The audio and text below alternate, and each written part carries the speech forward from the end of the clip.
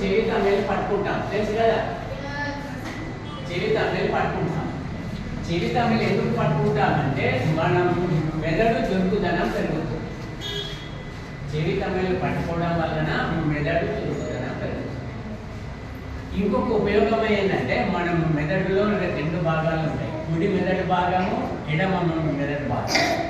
సమాధానం. కానీ super brain yoga చేసిన తర్వాత మెదడులోని కుడి మరియు ఎడమ ఇతను ఏమంటాడంటే మనం మెదడుని చెవి తమిళ పొడగింపుగా పరిగణిస్తాం. ఇక్కడ ఒత్తిడి చేస్తే మెదడులో ఉన్న న్యూరాన్లు ఉత్తేజితం.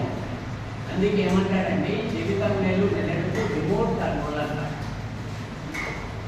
ఇక్కడ మనం ఒత్తిడి చేయడం వలన మెదడులో ఉన్నటువంటి న్యూరాన్లు ఉత్తేజితం. ఇంకొక ఉపయోగం ఏంటంటే మెదడుకు వచ్చే సంకేతాలు మెరుగుపడతాయి.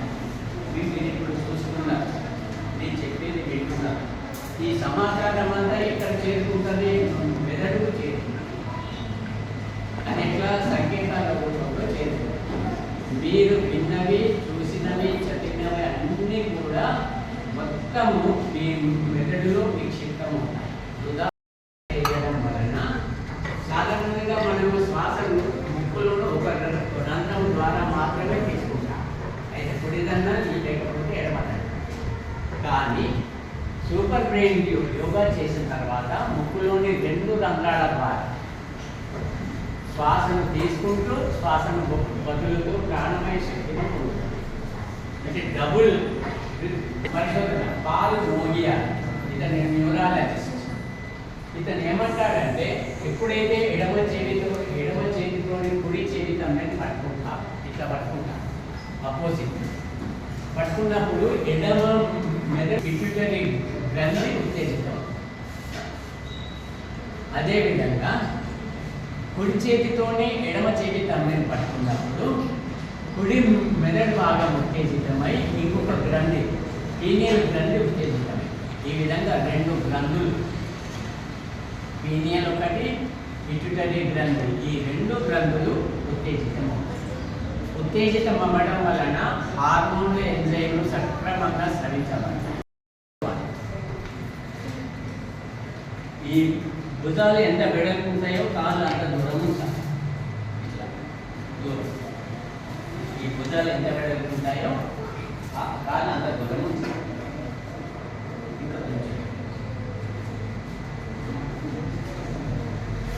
ఇంకోటి నాలుకను పైకనాలి. టా లేదా లా అక్షరం పలుకుతాం కదా, టా లేదా లా పలికినప్పుడు నాలుక పైకి పోతుంది. ఆ విధంగా నాలుకను పైకి ఉంచాలి. దీన్ని కేచరి ముద్ర అంటారు. కుడి చేయి ఇప్పుడు ఎడమ చేయిని పైకి ఎత్తి కుడి చేయి తమ్మిని పడుతుంది. ఇది ఎడమ చేయి కదా, ఎడమ చేయితోనే కుడి చేయి తమ్మిని పడుతుంది. ఇది ఎడమ చేయి ఇట్లా పట్టుకోవాలి. ఇట్లా రెండు వేలు బొట్టన వేలు చూపుడు వేలుతో పట్టుకోవాలా. పట్టుకున్నప్పుడు బొట్టన వేలు పైకి దిక్కు కనిపించాలి. తర్వాత కుడి చేయితోని ఎడమ చేయి తమ్మిని పట్టుకోవాలి. సో కుడి చేయి లోపల ఎడమ చేయి ఉండాలి. ఇది ఒకటి గుర్తుపెట్టుకోండి. కుడి చేయి లోపల ఎడమ చేయి ఉండాలి. ఇప్పుడు శ్వాసను గాఢంగా తీసుకుంటూ నిదానంగా కిందికి కూర్చోవాలి. శ్వాసను గాఢంగా తీసుకుంటూ నిదానంగా కిందికి కూర్చోవాలి. ఈ స్థితిలో 3 సెకండ్లు ఆగాలి. ఎంతసేపు ఆగాల? 3 సెకండ్లు ఆగుతాం. శ్వాస వదులుతూ పైకి ఎక్కిస్తాం. ఇంకోసారి చూద్దాం. శ్వాసను గాఢంగా తీసుకుంటూ నిదానంగా కిందకి కూర్చోవాలి.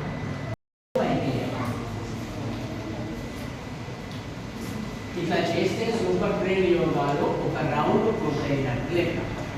మరి ఇట్లా ఎన్ని చేయాలని చౌకాప్స్ చెప్తాడంటే ప్రతిరోజు 14 రౌండ్ల సూపర్ బ్రెయిన్ యోగా చేయాలి. ఎన్నిసార్లు?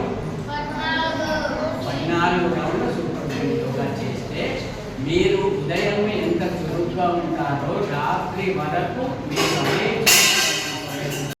నా పేరు అందిజీవన్ రావు.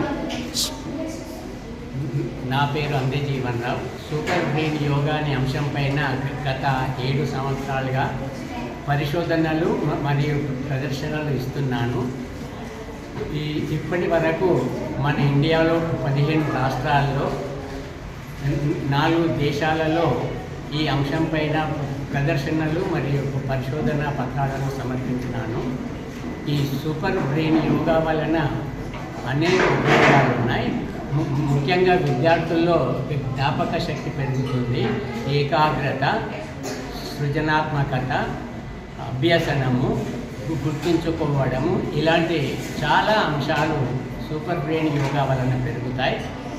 ప్రతినిత్యము 14 రౌండ్లు సూపర్ బ్రెయిన్ యోగా చేయడం ద్వారా వారి లోపల అనేకమైనటువంటి అంశాల్లో పెరుగుదల కనిపిస్తుంది. ఈ అంశం పైన అయితే ఈ ప్రదర్శనలను సమాజంలో తీసుకెళ్లడంలో K6 ఛానల్ చాలా నాకు సహాయంగా ఉంటుంది. నా ప్రతి ప్రదర్శన దేశ విదేశాలలో ఇచ్చినటువంటి ప్రదర్శనను ప్రసారం చేస్తూ ప్రజలకి మంచి అవగాహన కల్పించడంలో ఉపయోగపడుతుంది. ఈ సందర్భంగా K6 ఛానల్ వారికి ప్రత్యేకమైనటువంటి కృతజ్ఞతలు. ఈరోజు చక్రాన్పల్లి మండల PMC జిల్లా పరిషత్ ఉన్నత పాఠశాలలో నిర్వహించబడినటువంటి సమ్మర్ క్యాంప్ విద్యార్థులకు సూపర్ బ్రెయిన్ యోగా అంశం పైన అవగాహన కల్పించడానికి వర్క్షాప్ ఇక్కడ కండక్ట్ చేస్తున్నాను. విద్యార్థులకి ఇది చాలా ఉపయోగం ఉంటుంది కాబట్టి విద్యార్థులు ప్రతినిత్యము 14 రౌండ్లు సూపర్ బ్రెయిన్ యోగా చేయడం ద్వారా వారి యొక్క జ్ఞాపక శక్తిని మరియు ఆరోగ్యాన్ని పెంపొందించుకోవచ్చనేటువంటి అంశాన్ని విద్యార్థులకు వివరిస్తున్నారు.